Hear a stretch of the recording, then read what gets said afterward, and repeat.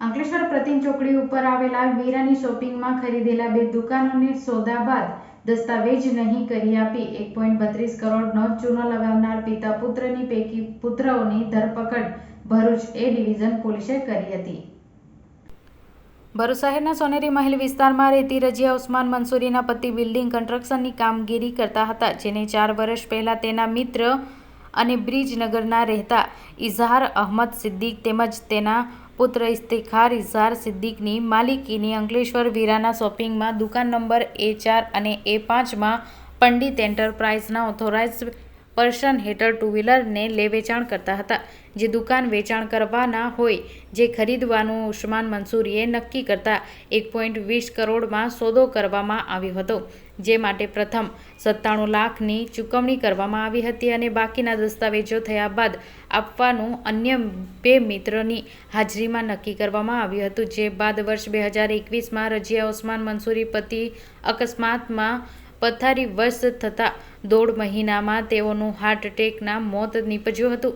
ત્યારબાદ પત્ની બંને દુકાનના દસ્તાવેજ અંગે આગળની કાર્યવાહી હાથ ધરાતા દુકાનનો કબજો ધરાવતા બંને પિતા પુત્રએ દુકાનના સોદાની મુદ્દત પૂર્ણ થઈ હોવા છતાં વધુ 35 લાખ રૂપિયાની માંગણી કરતા વિધવાએ 35 લાખ જેટલી રકમ આપી હતી, જે બાદ પણ બંને ઇસમોએ મહિલાને દસ્તાવેજના વાયદા કરી કુલ 1.32 કરોડ પડાવી ધાક ધમકી છેતરપિંડી કરતા મહિલા ભરૂચ એ ડિવિઝન પોલીસ મથકે ફરિયાદ નોંધાવી હતી। પોલીસે ફરિયાદ નોંધાવી ગણતરીના કલાકમાં અંકલેશ્વર ખાતેથી સવારે 12 કલાકે ઇફ્તિખાર ઇઝહાર સિદ્દીકીની ધરપકડ કરી હતી, જ્યારે તેના પિતા ઇઝહાર અહમદ સિદ્દીકને વોન્ટેડ જાહેર કરી વધુ તપાસ હાથ ધરી છે।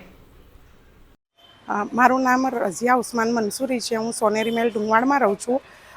મારા હસબન્ડ ઓફ થયા, અમને 3 વર્ષ થયા અને એમને સોદો કર્યો તો પંડિત એન્ટરપ્રાઇઝના માલિક ઇફ્તિખાર સિદ્દીકી અને ઇઝહાર સિદ્દીકી સાથે એમને 97 લાખનું લખાણ પણ છે અને એ લોકોએ મેં વાત કરી કે ભાઈ આટલા રકમ તમારી પાસે જમા છે તો હવે આ દુકાનનો તો એમને 23 આપવાના હતા, એની જગ્યા પર 35 લાખ રૂપિયા મારી પાસેથી લીધા। 1 કરોડ ને 33 લાખ રૂપિયા મારી સાથે છેતરપિંડી કરી છે ને લાખ રૂપિયા મારી સાથે ડિપોઝિટના બી વસૂલ્યા છે।